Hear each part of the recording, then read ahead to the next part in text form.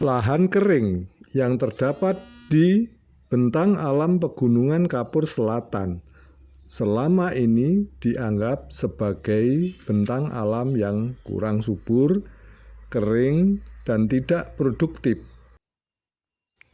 Sayang sekali, kondisi seperti ini tidak banyak mendapat perhatian baik dari pemerintah, lembaga peneliti, maupun perguruan tinggi yang ada di Pulau Jawa.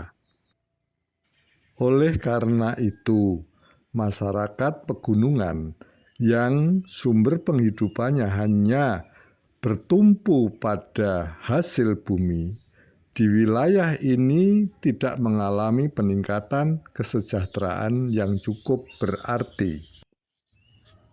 Selain tidak mudah dalam memperoleh fasilitas air bersih yang sehat, pada saat musim panen, harga-harga produk pertanian sangat rendah.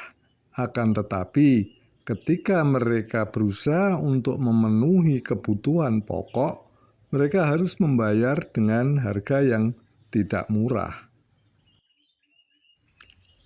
Judul dan kegiatan yang kami tampilkan di dalam video ini adalah merupakan hasil percobaan dan pengalaman yang kami lakukan secara langsung di daerah Pacitan, tepatnya di Desa Gondosari, Kecamatan Punung, Kabupaten Pacitan, sejak tahun 2006.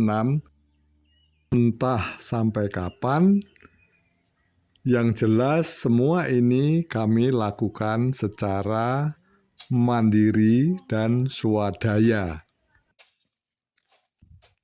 Sistem pertanian secara terpadu dan vertikal maksudnya adalah dalam bertani di lahan kering seharusnya tidak hanya ada tanaman, tetapi juga harus ada kolam ikan dan ternak.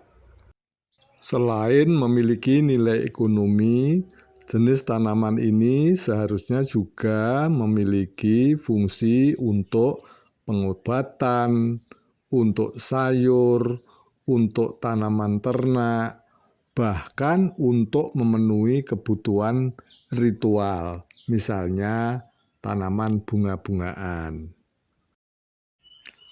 Secara vertikal, mulai dari di dalam tanah, ada tanaman yang bisa dipanen, misalnya empon-empon atau umbi-umbian. Kemudian di permukaan tanah juga ada yang bisa dipanen, misalnya kapulaga atau bentul seperti ini.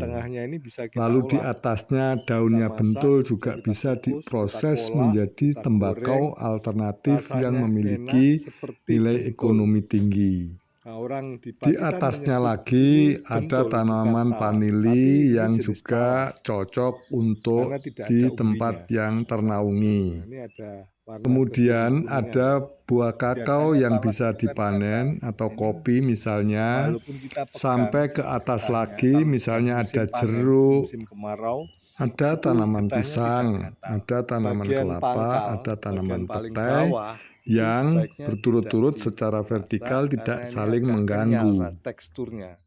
Dalam sistem pertanian secara vertikal seperti ini, maka selain permukaan tanah tidak mudah tererosi akibat tetesan air hujan, pertumbuhan tanaman liar yang sering dianggap mengganggu juga akan teratasi karena susunan kanopi atau daun yang tertata secara berlapis-lapis akan bisa menghambat tetesan air hujan, sedangkan rapatnya kanopi hampir tidak ada ruang terbuka yang tersedia, sehingga tanaman pengganggu tidak memiliki kesempatan untuk tumbuh. Demikian teman-teman sekilas pengalaman tentang bertani lahan kering Pegunungan Kapur secara terpadu dan vertikal. Wassalam.